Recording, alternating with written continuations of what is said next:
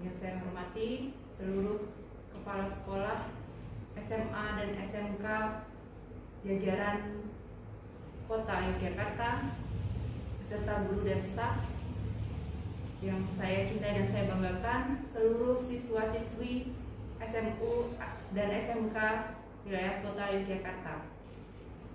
Berbahagia sekali pada kesempatan kali ini. Perkenalkan, saya Kasat Binmas Polresta Yogyakarta, Kompol Leonisha, ingin menyampaikan materi tentang penanggulangan kenakalan remaja. Pertama-tama mari kita pengertian tentang kenakalan remaja. Yang pertama adalah menurut Kamus Besar Bahasa Indonesia, kenakalan remaja adalah perilaku remaja yang menyalahi aturan sosial di lingkungan masyarakat tertentu.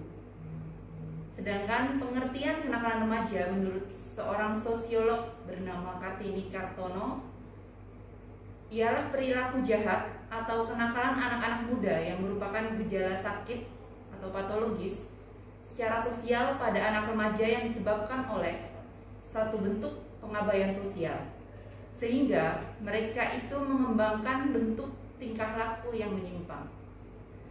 Dari pengertian-pengertian ini kita bisa pahami bahwa kenakalan remaja menurut dalam konsep psikologi yang dijelaskan oleh seorang tokoh bernama Elizabeth B. Hurlock, seorang ahli psikologi perkembangan, menyatakan secara psikologis remaja adalah usia di mana individu berinteraksi dengan masyarakat dewasa, atau usia di mana anak tidak lagi merasa di bawah ikatan orang-orang yang lebih tua, melainkan dalam tingkatan yang sama, sekurang-kurangnya dalam masyarakat.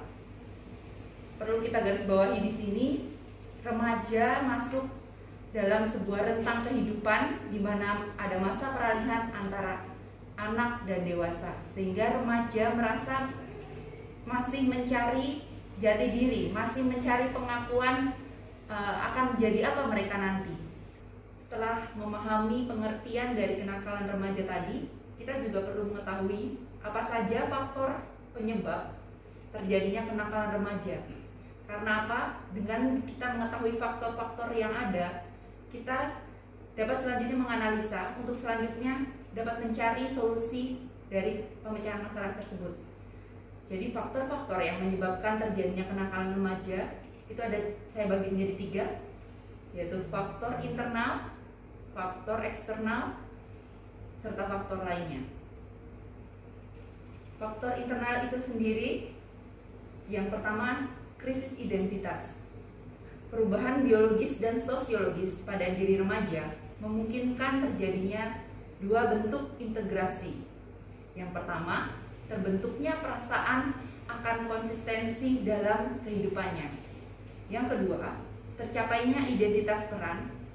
Kenakalan remaja terjadi karena remaja gagal mencapai masa integrasi yang kedua, yaitu mencapai identitas peran sebagai apa seorang remaja tersebut. Kemudian faktor internal yang kedua adalah kontrol diri yang lemah. Remaja yang tidak bisa mempelajari dan membedakan tingkah laku yang dapat diterima dengan yang tidak dapat diterima akan terseret pada perilaku dalam tanda kutip nakal. Begitupun bagi mereka yang telah mengetahui perbedaan 2 tingkah laku tersebut, namun tidak bisa mengembangkan kontrol diri untuk bertingkah laku sesuai dengan pengetahuannya. Mungkin di sini istilah-istilah ini agak sulit dipahami, tapi ini untuk pemahaman bahwa faktor internal di dalam diri, di dalam karakter dari remaja itu sendiri perlu dipahami. Bagaimana mereka merasa, perasaan dari dalam diri mereka juga perlu dipahami oleh orang sekitar.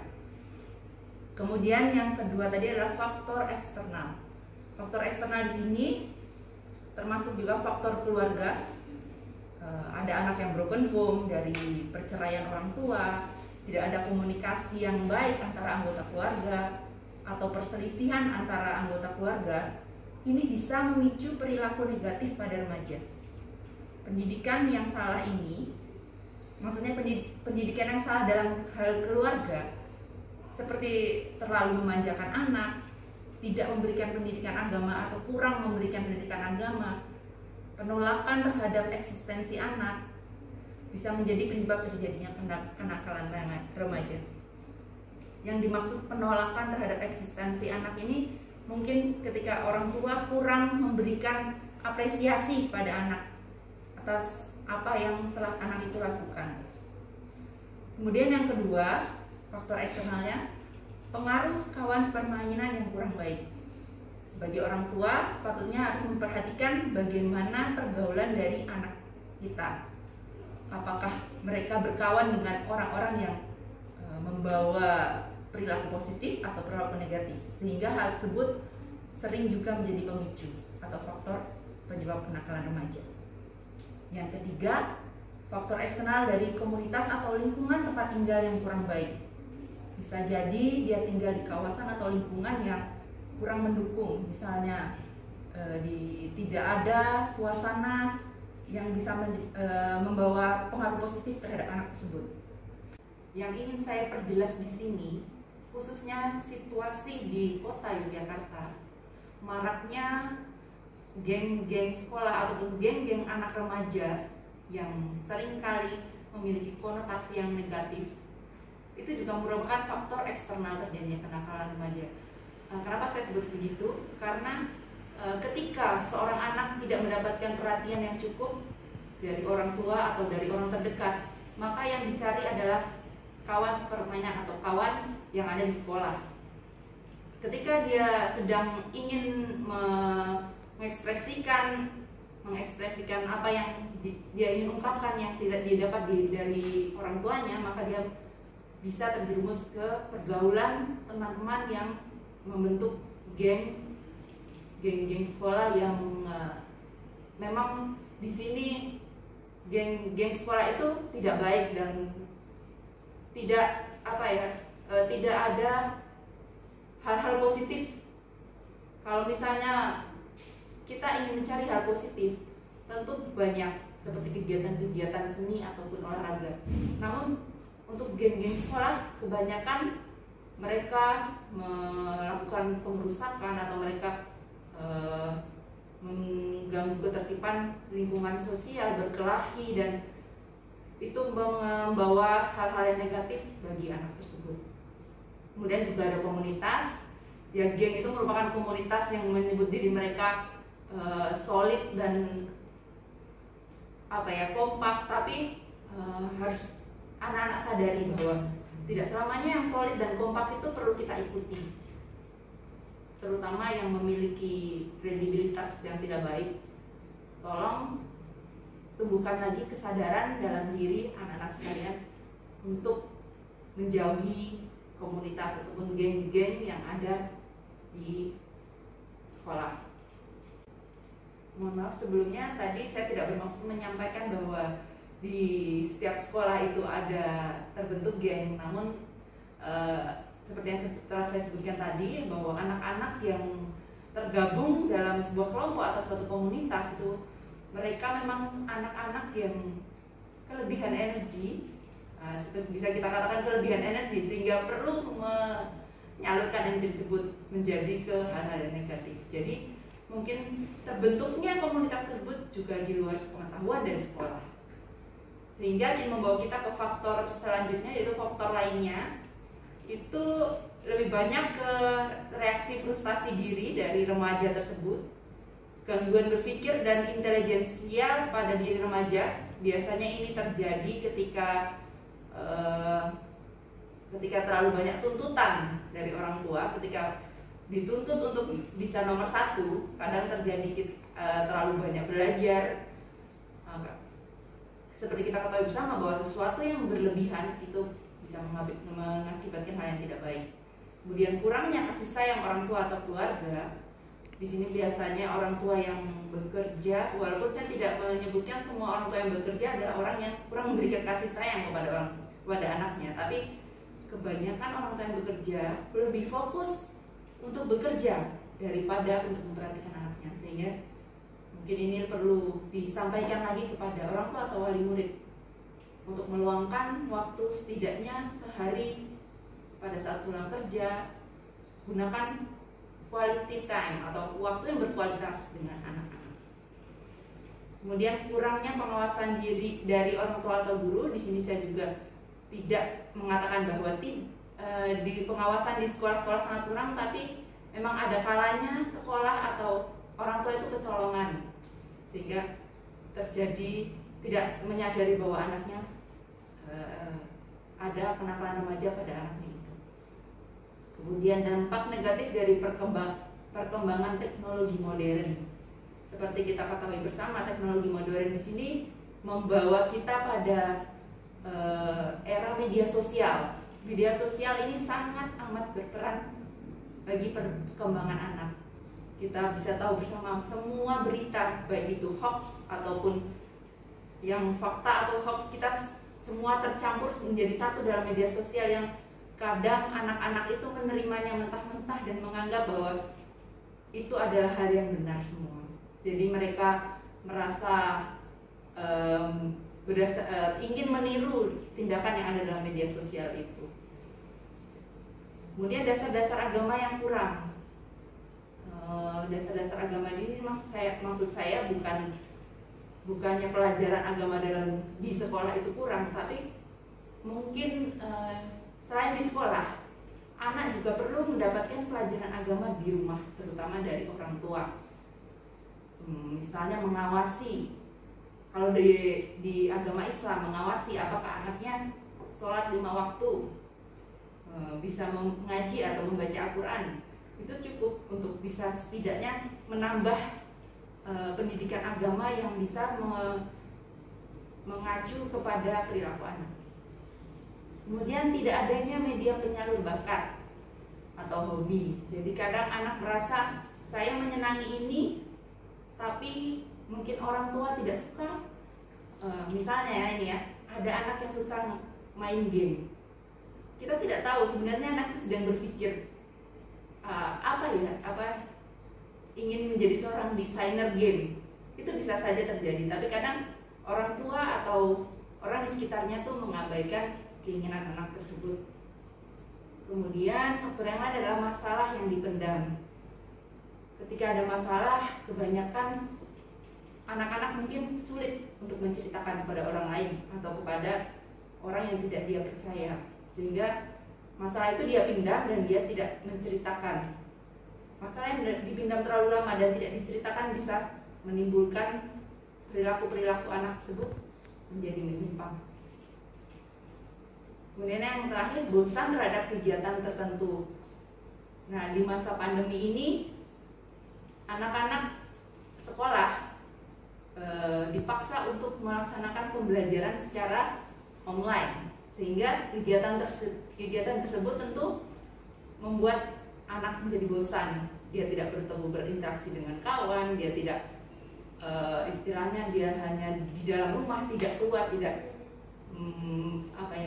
tidak berkegiatan di keluar gitu, sehingga dia merasa bosan dan akhirnya mencari kegiatan yang negatif.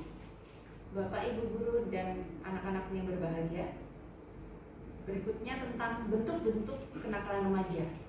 Ada beberapa macam bentuk kenakalan remaja yang bisa kita ketahui bersama, yaitu yang pertama penyalahgunaan narkoba, kemudian yang kedua perilaku seksual sebelum menikah atau seks bebas. Ini biasanya pengaruh dari media sosial yang ketika ataupun sinetron-sinetron yang sudah kadang terlalu vulgar sehingga menyebabkan anak-anak itu menjadi ingin melakukan hal yang belum pantas mereka lakukan. Kemudian perkelahian atau tawuran antar pelajar. Ini biasanya terjadi ketika yaitu saya sebut tadi, anak-anak itu lebihan energi bergabung dalam sebuah komunitas, akhirnya mereka mencari kegiatan yang tentunya adalah hal yang negatif, yaitu berupa tawuran antar pelajar supaya mereka tuh mendapatkan kebanggaan gitu, kalau bisa memenangkan dari kelompok lain itu merasa bangga, sehingga disitulah timbul tawuran antar pelajar tersebut. Kemudian kebut-kebutan di jalan raya. ini juga merupakan hal yang patut kita menjadi perhatian kita bersama, terutama bagi anak-anak yang belum boleh memiliki SIM. Ini sangat rawan ketika mereka belum boleh memiliki SIM, tapi mereka diperbolehkan menggunakan kendaraan bermotor oleh orang tuanya. Ini sangat perlu menjadi perhatian kita bersama, sehingga jangan sampai para orang tua ataupun guru silakan untuk selalu rutin mengecek anak-anaknya semua menggunakan sepeda motor, apakah mereka sudah memiliki SIM atau belum. Saya rasa kalau usia kelas 1 SMA itu belum waktunya memiliki SIM, sehingga harus menunggu 17 tahun untuk bisa memiliki SIM, dan kalau sebelum itu masih bisa diantar oleh orang tua. Sehingga jangan merasa, kadang-kadang orang tua mungkin merasa saya repot, saya harus kerja, saya nggak bisa, dan biar saja anak saya pakai motor sendiri, toh dia sudah bisa. Jangan merasa seperti itu, tapi turutilah aturan-aturan yang sudah ada, yaitu Undang-Undang Lalu Lintas dan Jalan yang sudah mengatur usia berapa yang diperbolehkan mengambil surat izin mengemudi. Kemudian bentuk-bentuk kenakalan remaja yang lainnya yaitu peredaran pornografi di kalangan remaja, baik dalam bentuk gambar, majalah, video, obat-obat perangsang, nafsu seksual, dan alat kontrasepsi. Nah, ini perlu juga dari pihak sekolah mungkin bisa rutin melakukan inspeksi mendadak, sehingga jangan sampai ada biasanya kan kalau anak-anak remaja itu mereka mencari, ya seperti yang saya bilang tadi, ketika mereka ingin mencari jati diri, mereka rasa ingin tahunya tinggi, jadi apa saja mereka ingin tahu, dan ketika mencoba hal-hal yang seperti ini jangan sampai terjadi pada anak-anak kita. Kemudian bentuk lainnya seperti melakukan pengerusakan terhadap fasilitas umum. Nah, ini kebanyakan yang terjadi vandalisme di coret-coret dinding, terutama dinding atau di depan toko yang ada di, biasanya itu toko-toko yang sudah lama tutup, kemudian mungkin dirasa tidak ada pemiliknya sehingga merasa bebas untuk melakukan kejahatan. Padahal itu adalah hal yang salah, sehingga jangan sampai hal tersebut dilakukan. Masih banyak yang bisa misalnya dia mempunyai kemampuan untuk membuat gambar yang bagus melalui coretan di dinding, itu masih bisa banyak media-media yang bisa disediakan, misalnya di sekolah, buat sekolah yang dindingnya masih bisa digambar, tapi gambar yang positif, gambar yang bagus, yang mungkin lebih bagus lagi kalau bisa membuat himbauan. Kalau sekarang lagi pandemi, himbauan prokes itu bisa lebih bagus lagi. Bentuk lainnya yaitu membentuk kelompok atau geng dengan ciri-ciri dan tindakan yang menyeramkan. Nah, ini tadi seperti saya sudah sampaikan, anak-anak yang berlebihan energi membentuk komunitas yang ingin menunjukkan bahwa mereka itu sangar, mereka itu disegani. Nah, itu tolong diwaspadai lagi agar pihak sekolah lebih perhatian lagi terhadap seluruh anak didiknya. Yang selanjutnya, berpakaian dengan mode yang tidak sesuai dengan keadaan lingkungan. Ini berkaitan dengan mode, karena sekarang semuanya ketika di media sosial muncul mode-mode tertentu, kita kadang-kadang anak-anak itu, remaja-remaja itu nggak mau kalah gitu. Padahal kalau di Jogja ini kan ada kental budaya ketimuran. Nah, kadang kalau di media sosial yang sekarang lagi ngetren tuh TikTok namanya ya. Jadi ada menari-menari menjoget menggunakan pakaian yang kelihatan pusarnya. Itu kan tidak sesuai dengan budaya ketimuran kita, maka jangan diikuti. Kemudian bentuk-bentuk kenakalan remaja yang terakhir, minum minuman keras, membolos sekolah. Nah, ini sangat jangan sampai terjadi di kota Yogyakarta, sehingga kita ini kan, kota Yogyakarta ini kan kota pelajar, kota budaya, sehingga jangan sampai kita membuat predikat tersebut pelan-pelan memudar hanya karena anak-anak sekolahnya banyak yang melakukan kenakalan remaja.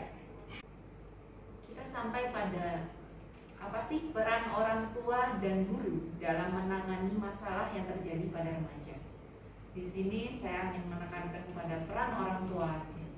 Peran orang tua dari anak atau siswa itu menanamkan pola asuh yang baik pada anak sejak dini. Jadi sejak kecil sudah mulai ditanamkan pola asuh yang baik. Jadi jangan misalnya di waktu umurnya masih di bawah 7 tahun jangan melakukan sebenarnya di semua umur ya, jangan melakukan kekerasan pada anak, itu sangat amat tidak dibenarkan. Itu merupakan pola asuh yang salah. Kemudian yang kedua, membekali anak dengan dasar moral dan agama. Di setiap wilayah biasanya di setiap desa atau kampung biasanya ada musola atau masjid yang menyediakan bukan menyediakan atau mengadakan yang namanya TPA. Biasanya tempat di mana berkumpulnya sore hari anak-anak untuk mengaji. Dimulai dari situ, hal sekecil itu anak kita diikut sertakan ke situ itu sudah membekali anak dengan dasar moral dan agama, karena di sana akan otomatis belajar agama sehingga bekal anak itu di sekolah lebih dalam lagi tentang agama. Kemudian yang ketiga, mengerti komunikasi yang baik dan efektif antara orang tua dan anak. Komunikasi antara orang tua dan anak ini penting. Kadang kita merasa ketika anak sudah besar semakin sulit berbicara dengan anak kita. Itu jangan sampai terjadi. Sehingga kita harus memikirkan bagaimana cara sehingga tiap hari itu harus ada komunikasi yang terjalin dengan baik. Apakah itu di saat makan, apakah itu kita harus tahu, kita harus paham kapan anak kita bisa mendengarkan kita dengan baik untuk menyampaikan hal-hal yang perlu disampaikan, karena pendidikan pertama dari anak itu adalah dari orang tua, sehingga sebagai orang tua harus menyadari dengan baik bagaimana bisa memberikan pendidikan yang baik bagi anaknya. Kemudian menjalin kerjasama yang baik dengan guru. Biasanya di sekolah-sekolah itu ada grup orang tua atau wali murid. Nah, ketika ada itu harus sebisa mungkin selalu koordinasi dengan guru atau wali murid terkait dengan perkembangan anak, sehingga jangan sampai adanya kecolongan atau tidak tahu ketika anaknya tiba-tiba terlibat dalam suatu hal yang negatif. Yang terakhir, menjadi tokoh panutan bagi anak, baik dalam perilaku maupun dalam hal menjaga lingkungan yang sehat. Sebagai pribadi, insan manusia, tentunya semakin hari kita harus berkeinginan untuk menjadi manusia yang lebih baik lagi. Itu karena apa? Karena kita merupakan panutan bagi anak-anak kita. Sehingga tanamkan bahwa untuk menjadi lebih baik adalah untuk anak kita juga untuk menjadi lebih baik lagi. Selain orang tua, guru juga memiliki peran yang penting dalam hal penanggulangan kenakalan remaja ini, yaitu bagaimana caranya dengan cara bersahabat dengan siswa. Di sini mungkin sudah banyak guru-guru yang bisa menyesuaikan dengan siswanya gitu. Jadi ada ya kalau dibilang gurunya gaul gitu. Jadi bisa mengerti apa keinginan siswanya sehingga bisa memfasilitasi dan selalu memberikan perhatian kepada siswa. Kemudian menciptakan kondisi sekolah yang nyaman. Yaitu ya bukan berarti kondisi sekolah yang nyaman adalah mengurangi peraturan-peraturan, tapi buat bagaimana aturan tersebut bisa nyaman dijalani oleh siswa-siswa.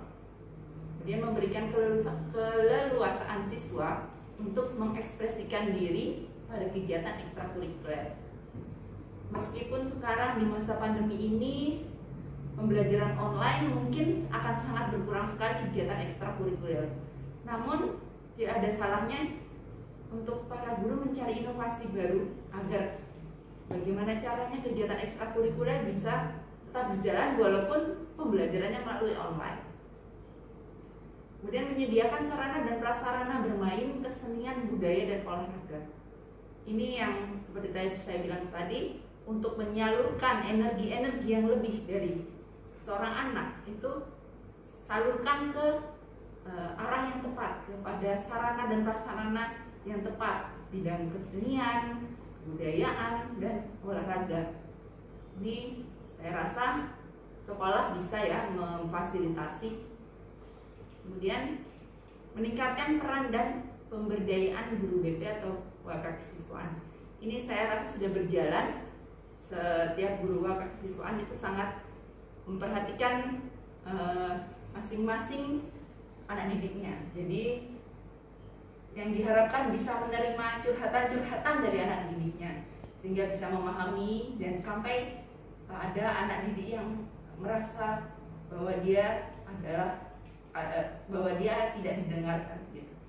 Bapak Ibu guru dan anak-anakku yang berbahagia, tibalah pada kesimpulan, atau dalam halnya di sini saya ingin menyampaikan juga upaya penanggulangan kenakalan remaja yang telah dilaksanakan oleh kepolisian, yaitu upaya-upaya preventif yang dilakukan oleh personil dari kepolisian, terutama dari Satuan Pembinaan Masyarakat atau Satbinmas, yaitu Satbinmas dan Satsabaran, melaksanakan patroli di tempat-tempat rawan kenakalan remaja, melakukan penyuluhan-penyuluhan ke sekolah. Saya yakin ini sudah dulu ya, walaupun sekarang sangat dibatasi kegiatan untuk kerumunan dan memberikan penyuluhan, namun seperti sekarang ini secara tidak langsung saya melakukan penyuluhan kepada Bapak Ibu dan anak-anak semua, sehingga kemudian yang upaya yang selanjutnya penempatan Babin Kamtibmas.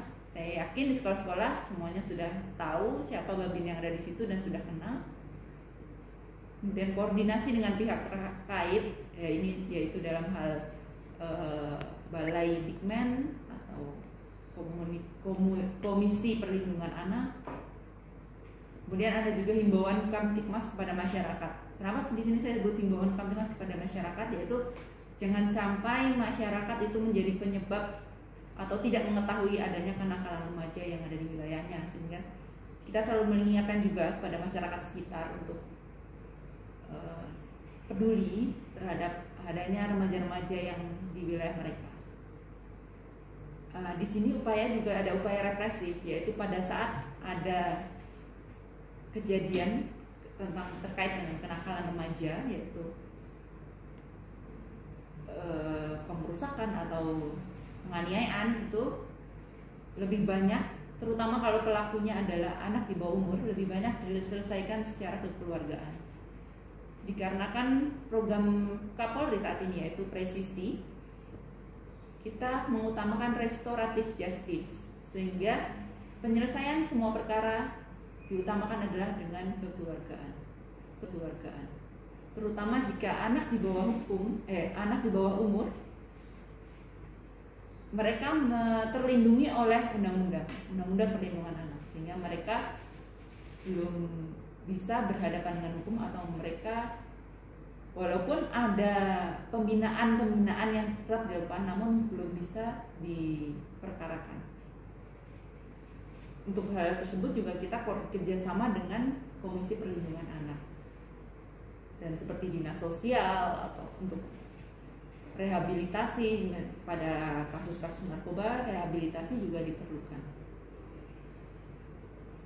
Untuk itu saya ingin mengingatkan sekali lagi kepada bahwa kenakalan remaja ini adalah tanggung jawab kita semua, tidak hanya individu dan remaja itu sendiri, tapi orang di sekitarnya seperti orang tua, guru, dan masyarakat sekitar. Semuanya mampu berperan untuk meminimalisir terjadinya kejadian tentang kenakalan remaja. Oleh karena itu, saya menghimbau kepada seluruh guru dan seluruh anak-anakku, siswa SMA dan SMK di seluruh Yogyakarta, mari tumbuhkan kesadaran diri kita. Menjadi benar itu keren, menjadi benar taat peraturan itu keren, bukan so idealis ya. So idealis itu ketika orang mengatakan kamu so idealis, jangan merasa kemudian terus Anda jadi tidak mau melakukan hal tersebut. Namun tunjukkanlah bahwa diri Anda itu berbeda. Diri Anda bisa menjadi apapun yang Anda inginkan. Sehingga kejarlah cita-cita Anda dengan hal yang positif. Jangan melakukan hal-hal yang negatif yang bisa mempermalukan nama sekolah dan nama keluarga. Di sini saya, Kompol Leonisha, mengakhiri arahan saya. Semoga apa yang saya sampaikan bisa menjadi bermanfaat dan menjadi renungan bagi kita semua untuk menyadari bahwa kenakalan remaja itu bisa dicegah dan dari sedini mungkin, sehingga dengan tidak adanya kenakalan remaja, kota Yogyakarta bisa menjadi lebih maju dan lebih hebat dalam hal kota pelajar dan kota budaya. Terima kasih atas segala perhatian. Mohon maaf jika ada kekurangan. Wassalamualaikum warahmatullahi wabarakatuh.